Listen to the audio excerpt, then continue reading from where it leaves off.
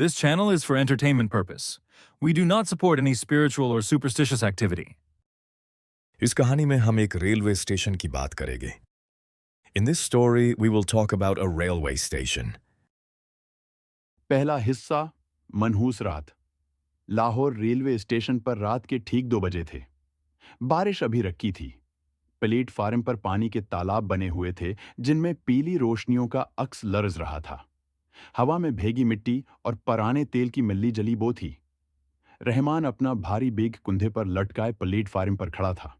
इसके कानों में अभी अभी वो ऐलान गूंज रहा था जो स्टेशन मास्टर ने खिरदरी आवाज में किया था. लाहौर से कराची जाने वाली एक्सप्रेस इंजन की खराबी के बास कम उज कम 6 घंटे लेट है. मुसाफिर बराए करम सब्र करें.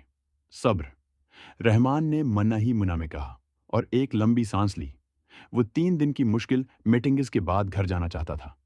इसके बच्चे उसका इंतजार कर रहे थे. बीवी ने कहा था, जल्दी आ जाओ, सब मिलकर खाना खाएंगे. लेकिन अब वो अगले 6 घंटे इस वीरान स्टेशन पर गुजारेगा. उसने इधर उधर देखा. ज्यादातर मुसाफिर वेटिंग रूम की तरफ चले गए थे. चंद लोग यहां वहां बंचों पर ओंघ रहे थे.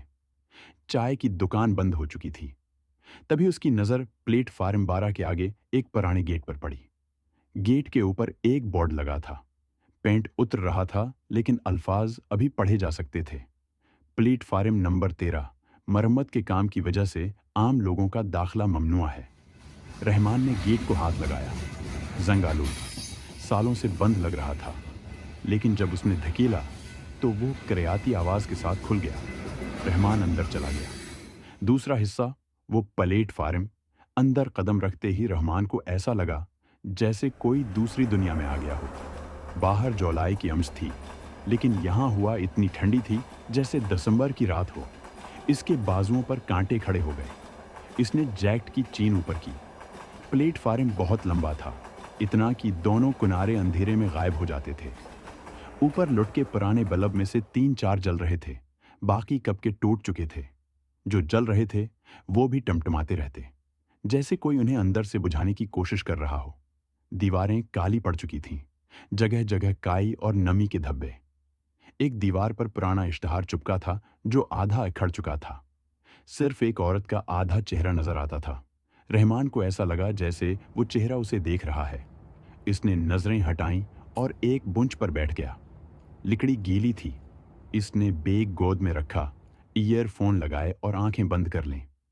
5 मिनट भी नहीं गुजरे थे कि ईयरफोन में आवाज अचानक बंद हो गई. उसने फोन देखा. बैटरी पूरी थी लेकिन म्यूजिक रख गया था. उसने दोबारा चलाने की कोशिश की. नहीं चला. फिर उसे वो आवाज सुनाई दी. खट खट खट. बिल्कुल सीधी, बाकायदा, आहिस्ता आहिस्ता आती हुई आवाज. जोते की एड़ी की आवाज.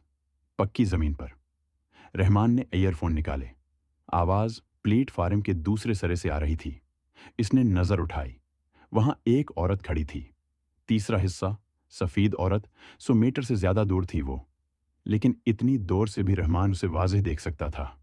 सफेद सलवार कमीज, बिल्कुल सफेद, जैसे अभी धोकर पहनी हो. बाल खुले हुए, कमर तक लंबे, चेहरे पर फैले हुए. वो बिल्कुल सीधी खड़ी थी, न हली न झुकी, बस खड़ी थी. और उसका रख रहमान की तरफ था. रहमान ने सोचा, कोई मुसाफिर होगी, शायद रास्ता भूल गई हो. उसने हाथ हिलाया और आवाज लगाई, बीबी, आप ठीक हैं? कोई जवाब नहीं, कोई हरकत नहीं. रहमान उठा और उसकी तरफ चलने लगा. 5 कदम, 10 कदम, 15 कदम, और फिर उसने महसूस किया कि औरत दूर हो गई है, जैसे प्लेटफार्म लंबा हो गया हो. लेकिन औरत के पांव नहीं हिले थे. वो वैसे ही खड़ी थी. बस फासला बढ़ गया था. रहमान रख गया. उसका दिल जोर जोर से धड़क रहा था. हाथ ठंडे पड़ गए थे.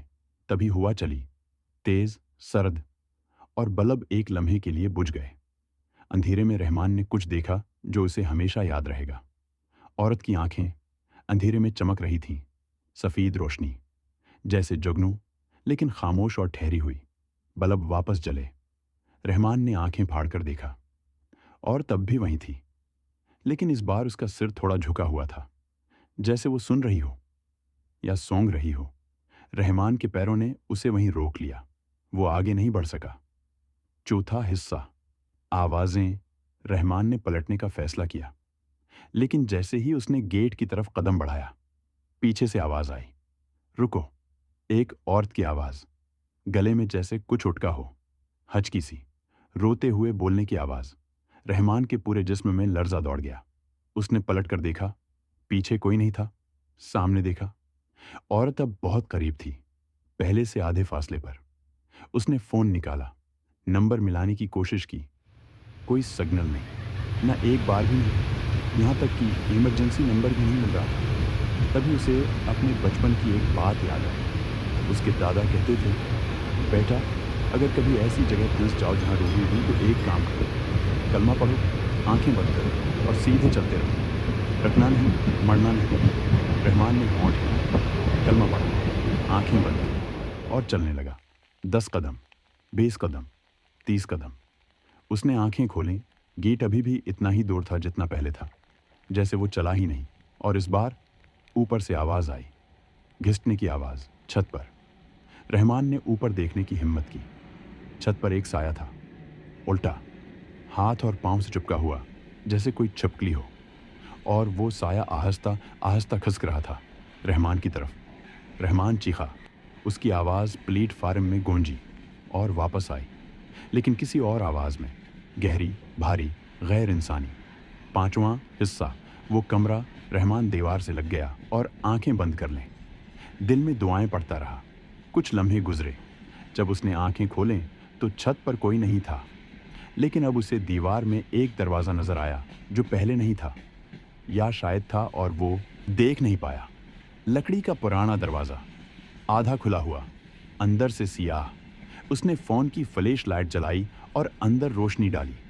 एक छोटा सा कमरा था, शायद पुराना स्टोर रूम। अंदर पुरानी फाइलें और टूटे हुए सामान के ढेर थे, लेकिन एक कोने में एक पुरानी कुर्सी पर एक गड़िया बैठी थी, मिट्टी से लपटी हुई, बाल टूटे हुए, आंखें शीशे की। लेकिन वो आंखें रहमान की तरफ थीं। रहमान ने नज़रें हटाईं और दीवारों पर रोशनी फेरी। वहाँ तस्वीरें थीं, पुरानी स्याह व सफ़ेद तस्वीरें। किसी ने इन्हें दीवार पर टीप कर रखा था। 13 तस्वीरें, मुख्तलिफ लोग, मर्द, औरतें, एक बच्चा भी, सबके सब स्टेशन के बाहर खड़े हुए, मुस्कुराते हुए, जैसे सफ़र पर जाने से पहले फ़ोटो खंचवाई हो। और हर तस्वीर के नीचे लिखा था 1987, आखिरी सफ़र।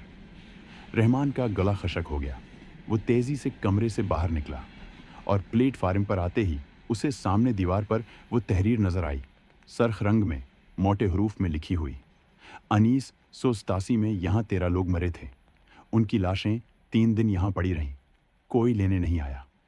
रेलवे ने ये प्लेटफार्म बंद कर दिया, लेकिन वो लोग अभी भी यहीं हैं और वो चाहते हैं कि कोई उनकी बात सुने। 6ठा हिस्सा, बच्चे की आवाज़। रहमान ने तहरीर पढ़ी और फिर आंखें बंद कर लीं। दिमाग में सवाल घूम रहे थे, 1987 में क्या हुआ था? ये 13 लोग कौन थे? तभी उसे एक नई आवाज़ सुनाई दी, बच्चे के रोने की आवाज़, धीमी, ससकती हुई आवाज़, जैसे कोई छोटा बच्चा काफ़ी देर से रो रहा हो और थक गया हो। आवाज़ करीब थी, बहुत करीब। रहमान ने इधर उधर देखा। प्लेटफार्म पर कोई नहीं था, लेकिन आवाज़ आ रही थी। उसने नीचे देखा। प्लेटफार्म के किनारे पर, पटरी के पास, एक छोटा बच्चा बैठा था, पीठ रहमान की तरफ, सफ़ेद कपड़े, बाल छोटे छोटे। रहमान का दिल भर आया। बच्चा है, खौफजदा होगा। वो आहिस्ता आहिस्ता उसकी तरफ बढ़ा। बच्चे, बच्चे, रहमान ने आहिस्ता से कहा। बच्चा रगा, रोना बंद हो गया और फिर वो पलटा।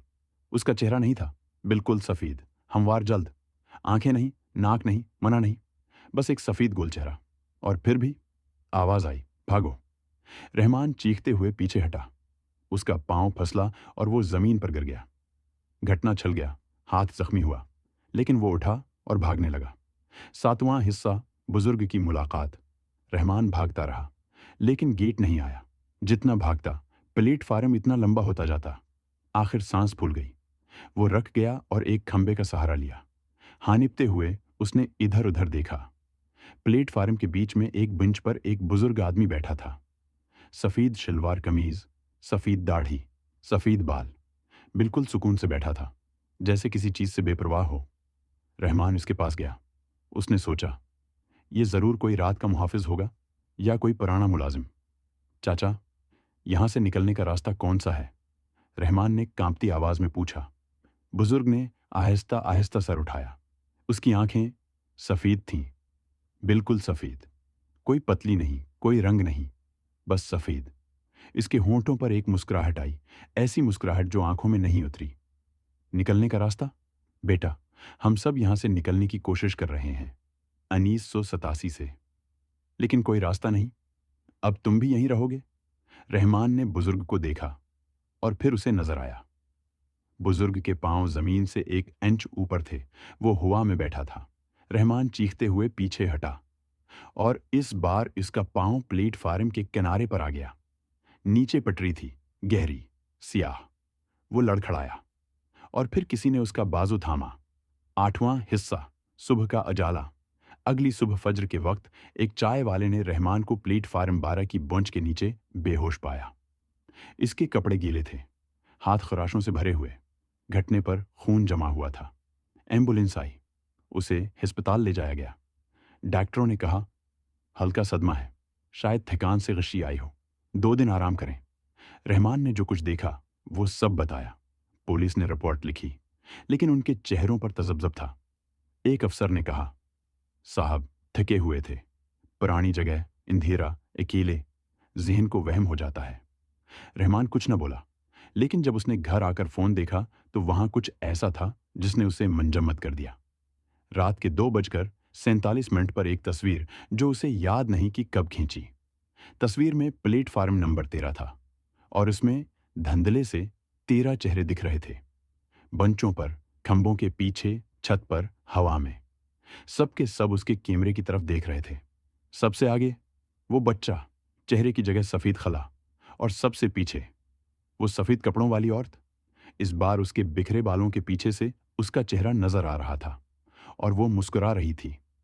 रहमान ने वो तस्वीर डिलीट की, फोन बंद किया, बस्तर पर लेट गया। लेकिन इस रात के ठीक 2 बजे उसे अपने दरवाजे के बाहर से आवाज सुनाई दी।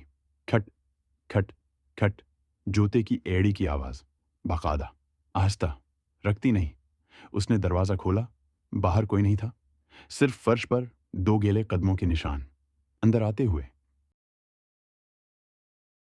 Thank you for watching.